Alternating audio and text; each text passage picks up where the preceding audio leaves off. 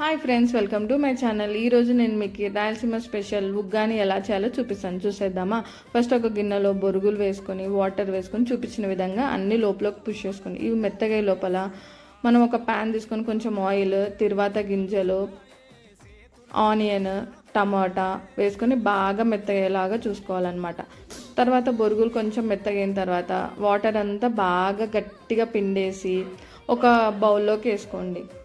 ఇప్పుడు దీంట్లో కారం వచ్చేసి కొబ్బరి, పచ్చిమిర్చి, కొత్తిమీర, కరివేపాకు, కొంచెం ఉప్పు ఇవన్నీ మిక్సీ జార్లో మెత్తగా పేస్ట్ చేసుకోండి.